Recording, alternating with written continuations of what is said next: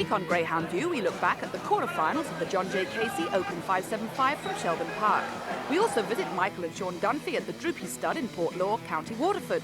But first we look back at racing from Harold's Cross.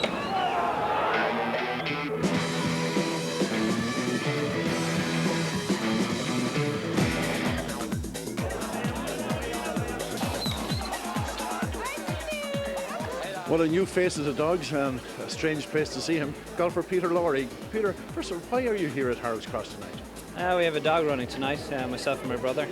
I'm 30 this year and he was 40, so we decided to buy a dog together, and so we're here tonight to see it run. And what influenced you to get involved in a greyhound?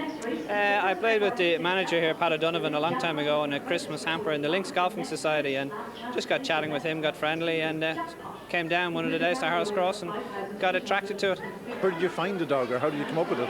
Well, Pat did all that. He looked after the dog, the buying of it and stuff like that. I just paid out the money, and now I'm here tonight to see it run. I hope you didn't pay out the money on the golf course with Pat. He's a bit of a bandit himself. No, that day, myself and another fellow won him a Christmas hamper, so he was happy enough with us. Lucky enough I didn't lose any money to him. Now, Peter, your golf has been going very well. Rookie of the Year, of course, back, 2003, and now facing into what you hope should be a very big year for you. Yeah, looking for a win this year. I had an okay season last year. Nothing really happened, but looking forward to getting out now. First tournament's going to be in Singapore, so fly there maybe about the 22nd of January. So just looking forward to the year. Now, how many weeks do you plan on playing this year? It's a hectic tour and a lot of travelling. It certainly is. I just played 3 there before Christmas, and we certainly get around the world. We played in China, Hong Kong, and then back to Johannesburg. So my next trip is going to take me to Singapore, Melbourne, New Zealand, and then on to Kuala Lumpur, Dubai, Qatar, and then back into China. So Europe is now taking the rest of the world, bar the America, in. So I think this year probably play maybe 28 tournaments. And of course, at the moment, you're probably putting the final touches to your training, fine-tuning. Yeah, I'm actually going to go down to Spain next week with my coach Brendan McDade to do a little bit of training down there before I head away. So just sort of enjoying myself before I head away. Finally, the Greyhound. How is he going to run tonight? Hopefully well. I was talking to the trainer tonight, so everything looks good. His name, of course, Dainty King. How did you come up with that one? We didn't actually. We were going to try and call it Birthday Boy, since Ian was 30, I was 40, or he was 40, I was 30. But unfortunately that name was taken, so I said no, it would be bad luck to change the name of the dog, so we're going to keep it the way it is. So Dainty King it is, and you hope he'll rule tonight. Hopefully so. Best of luck. Thanks. The favourite in 3, Dainty King, and he's away to a good start, but it's number 2, Kira's Express, leads to the bend from number 3, Dainty King. Then comes number 6, Rathnew Ruby, but around the bend, now number 3, Dainty King slips 2 on the inside to lead as they enter the back straight. Number 2, Kira's Express in chase. Then comes number 1 on Bondove, but down the far side, number 3, Dainty King now leads by 2 lengths over number 2, Kira's Express, who's coming back on the inside. Then comes Trap 1 on Bondove, but around the final bend, it's number 3, Kira's Express. Here comes number 2, Kira's Express, back up the home straight. Number 3, Dainty King goes on to win it. Second, number 2, Kira's Express. Third, number 1 on Bondove, the winning time 29.46. Peter, a great debut as an owner. Absolutely delighted. He just won on the line there, so delighted with the dog, and hopefully he'll win many more races. He was up there all the way. He broke well, came out a little bit crooked, moved wide early on, but he showed a lot of pace. Yeah, the trainer said he prefers trap number 6, and if you saw him coming out, he went from 3 straight across to 6, looking probably for the hair, but he kept on. He got to the first bend first, and he kept on ahead. Maybe this is a good omen now for your golf this year, a winner first time, maybe Singapore? Yeah, we're looking forward to that, so here goes 2005. Peter asked me to take the dog about 2 months ago, and we qualified him in Longford and gave him his finals qualifying sprint trial in Harold's Cross, which he won the following week after that. And we all had a brilliant and a great night out, really an exciting night for Peter, which is his first runner ever and his first winner. We're going to run Peter's dog again in Harold's Cross, and if he improves another few lengths from his first race, he should win again, so he should, for Peter. Eddie Dunn hails from Drumlish in County Longford. Like most trainers, Eddie grew up with a background in greyhounds. I started off leading out dogs in Longford track in the mid-70s, and at that time there was no need for owners or trainers to lead them out. There used to be 6 leaders paid every night to parade the dogs, and from there then I went trapping the dogs in Longford. After that then I took out a provisional licence, and from that then I'm training dogs since. I moved out here in the in the early 90s, and we started to build onto kennels and do little bits and pieces, and from that then on we extended and built one big kennel which holds 17 double kennels, and there's a little kitchen involved in it as well. I have Kathleen, which is my partner, works here most days of the week, and she's fierce helpful and real good with greyhounds and knows what she's doing with them. Then there's a neighbour down the road comes up and gives us a helping hand most days as well, and he drives the racing and trials, and he's a real helping hand. And it's great to have Kathleen and John, which is so fond of greyhounds. We have 17 or 18 greyhounds in training at the moment, which 3 or 4 of them would be my own, and one of them is of Top Honcho and Do Right Woman, which Do Right Woman is of Newbridge Girl, which Reggie Roberts was so lucky in the past 3 to 4 years with Derby finals out of the same dam. And we're looking fierce forward to them in the new year, and hopefully we'll do as good as Reggie Roberts in the future, which Reggie is so used to being in Derby finals. I have a dog here that TJ Heston put me in contact with, and he's called the Star Sunday, which there's going to be a competition in the next few weeks on the Star Sunday newspaper, which involves 4 people can win a leg off the dog. We've tried the dog in 3 to 4 sprint trials, and he looks real promising. He looks an open class greyhound, and when the competition is been over, the dog will be qualified in Shelbourne Park and probably will race in Shelbourne Park for his first race. If you'd like a chance at winning a part ownership in this promising young dog, the competition starts in the Star Sunday on February the 13th, and the man heading up this winning syndicate will be none other than the great Mihola Morohertic. And now looking ahead to some racing fixtures, Waterford Greyhound Track are holding an extra night's racing every Thursday, while Enniscorthy is under refurbishment. And next Friday, Dundalk hosts the second round of the Guinness Open 650, with a total prize fund of €30,000.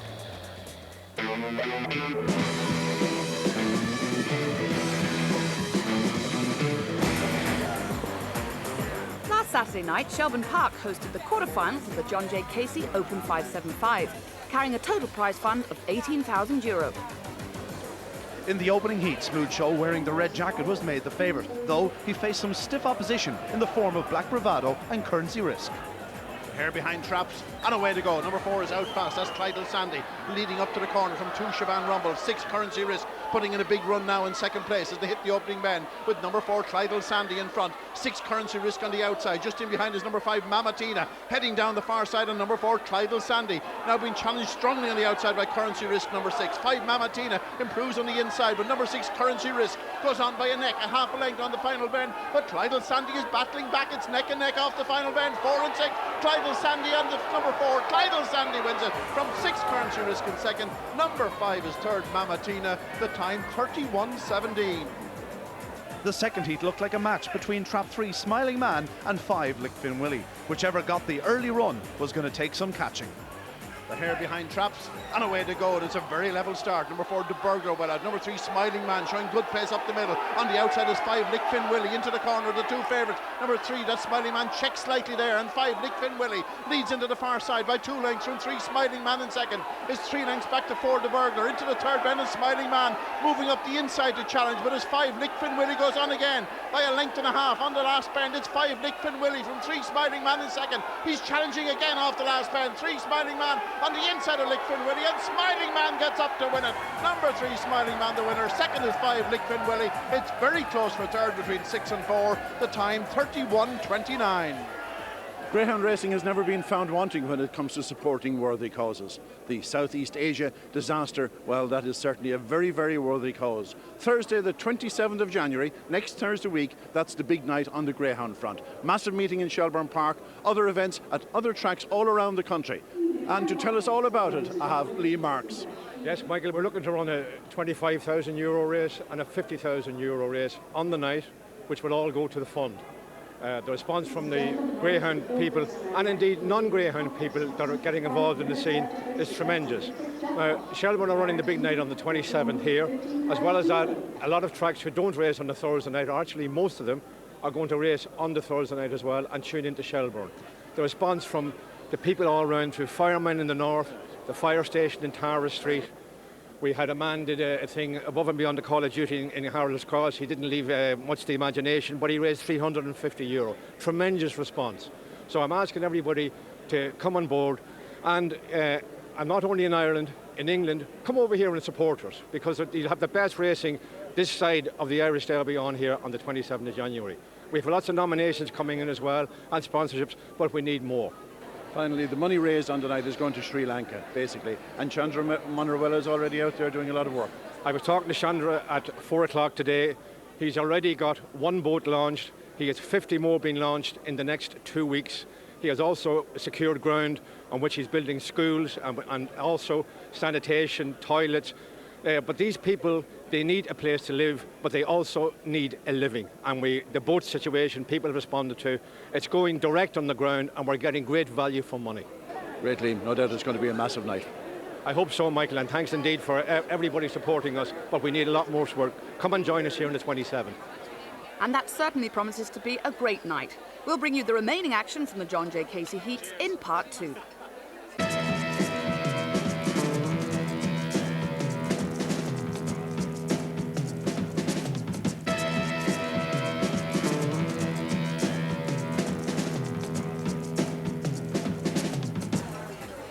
Let's rejoin Ian and Michael now for the concluding quarter-final heats of the John J. Casey Open 575. In the third heat, Valencia Citrate, who went fastest in the opening round, was made the favourite. He wore the striped jacket, but with awesome impact, and the other domino in opposition. He couldn't afford any mistakes. Here behind Traps, away to go. The favourites away moderately as number 5 now leads up. That's Domestic Ranger. From number 4, the other domino in second. 6, Valencia Citrate now getting into it on the outside with number 1 well positioned Farlow Moore. But into the far side is number 5, Domestic Ranger out front and gone a few lengths clear from number 1, Farlow Moore now in second. 2, Awesome Impact making rapid ground into the third bend as number 5, Domestic Ranger leads from 1, Farlow Moore. But in behind him is number 2, Awesome Impact with that awesome finish off the final bend. Number 1, Farlow Moore on the inside, but here comes number 2, Awesome Impact flying at the finish. It's mighty close on the line between 1, Farlow Moore, 2, Awesome Impact. The time 31:33. Satellite Flight was a costly loser in the opening round, but he was made favourite to win the final heat. He wore the orange jacket, but watch out for the likes of Tom Shea Boy and Plum Picker. The favourites in 5, Satellite Flight. And away, he's away quite well, but number 3, Plum Picker, as usual, out fast and racing up to the corner. Number 3, Plum Picker from 4, Vesuvius, 2 on the inside, Tom Shea Boy, well positioned, bumping in behind, and now suddenly Plum Picker is way out clear into the far side. Plum Picker by 4 or 5 lengths. 5, Satellite Flight is showing big pace in second and racing right up the challenge into the third bend. It's still number 3, Plum Picker from 5, Satellite Flight. 2, Tom Shea Boy is also showing big pace just in behind, but off the final corner, 5, Satellite Flight hits the front from 3, Plum Picker, and here comes 2, but it's number 5, Satellite Flight, that wins it from 3, Plum Picker second. 2, Tom Shea Boy is third. The time 31:25. Well, some great action there in the second round of the John J. Casey Open 575 with Clydal Sandy the fastest winner in 31:17. The semi-finals will be run at Shelbourne on Saturday night next.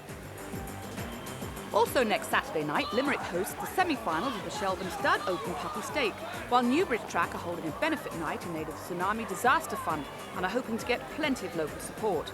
Then on Sunday, your track is hosting a similar night for the Asian Fund. The IGB on Race 525 stake reaches the semi-final stage at Clonmel, while at Lifford, the first round of the Manola Farlow at Stud 525 stake gets underway.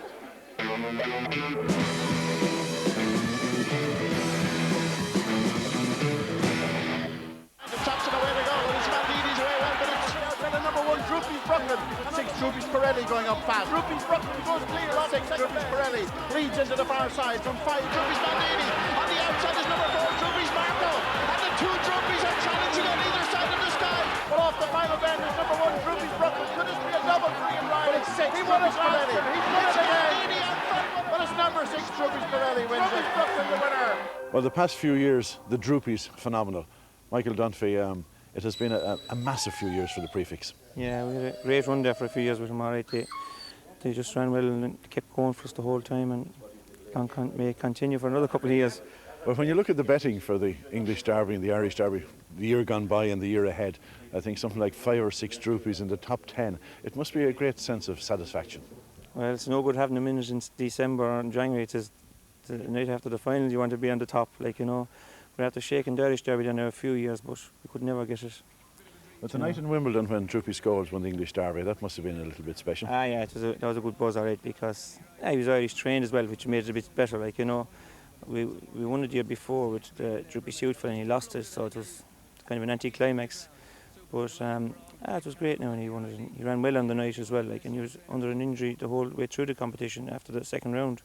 So fair play to Ian Riley there. He kept him going well, and that was that. You know, he got the look on the night and clicked. And he's down here with you now, standing at stud. He's at stud at the moment. Yeah, he's doing well. We have saplings of him now, maybe 8 or 9 months, and they're sure they have plenty of size about him, and they're good galloping dogs. So hopefully they might continue and throw a few champions for us.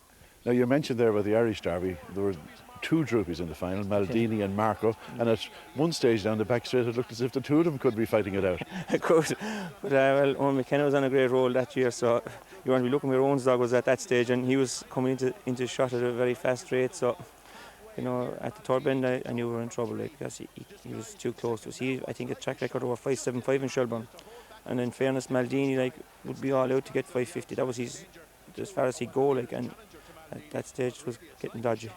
It must be a full-time job just keeping track of all these Droopies, the dogs that have been bred here in Portlaw, running all over the place. Yeah, you know, actually, in fairness, there's a lot of them you're hoping to forget about because they wouldn't be shaping up. But some of them, like the good ones, you remember them, like, you know, and when you start schooling, like, you'd pick out a fella that'd be decent, and you kind of take a liking to him, and then you'd follow his career, like, you know. Have you a sort of a regular path through which the saplings sort of go and find their various owners? You have a lot of regular owners. Yeah, we've fellas with us now. Lawrence Blunt, I'd say, is nearly with us 20 years, I'd say. He's with us a long time. He's probably the longest. And Dave Jolly is with us, even though he didn't buy a dog now for a few years, but he's interested again now. And like, they were the oldest fellas we had, like. And Fraser brought Droopy's Dragger off us, I'd say maybe, must be nearly 20 years ago again now, I'd say. Fraser, stakes, he won the Produce Stakes from him. You nearly keep the same fellas, like, you know, we've 8 or 9 or 10 fellas there that buy a lot of dogs off us. And Ian Riley then got in touch with us through Droopys View when his father bought Droopys View, and they buy a good few dogs off us. And you know, we've good old clients in England, and Gary Baggs and Brian Clements and those lads like that. They're all trying to grab the Droopies. They wouldn't. They were with us like when they were average, when they weren't winning any of the big things, they were with us still, like, you know. So you kind of stay with the same fellas. Then you take on an odd new fella, like, and just. Well, you were mentioning there Owen McKenna beating you in the Derby, but you have a lot of connections with Owen as well, because going through the kennel there are a lot of his dogs. Yeah, he sends down a few the dogs when they finish racing, and he buys a few dogs off us as well, himself and David Miles. Yeah, but the fella that won the Derby, like Michael Kelly, is a very good friend of ours, and he's a likeable old lad, and you know, if he was to beat you, you couldn't get a nicer fight to beat you. Heading into 2005, obviously Droopy's Corelli must be up there. You have, again, of course, Maldini back, I suppose Marco back, and you know, which would you be singling out as the big hopes for the year? Depends on which of them is in form when the competition starts. Like, dogs kind of train off for a while and then they come back into form. Like, Maldini's has been there, he nearly did it, like, you know. I think they're talking about bringing him for the English Derby. Fraser was talking about it. Like, that would suit him, like the English Derby. The good run up, he'd get in front. The 480, like, it'd suit him as well. Like, he wouldn't have his long run home. Like. He's a very lightly run dog as well. He is, and like, I probably came a little bit against him in the Derby that he was off for so long. Like, you know, like the old Derby, like, just he got a bit tired near the end of it, like, you know. I forgot about Droopys Leroy. You know, he looked a very exciting performer. Yeah, he's very pacey, like, and I suppose he's by Cule as well. We'd have a little bit of an affection to him because he did a lot for us on Cule, like, when he was running. So you'd like to see him going well, like, you know. What would be the big ambition on the racing front at this stage? To win the Oaks, I suppose, would be the nicest thing. We never won it, and we like the old blue bitches, but we don't run them enough probably to win it anyway. So, you know, I'd like to win the Oaks. So we'd like to win the old Irish Derby. We'd have to win nearly all the rest of them now. So that's the one we never won. So the Oaks would one train down here in Portlaw as well. Yeah, which would probably be unlikely, I'd say.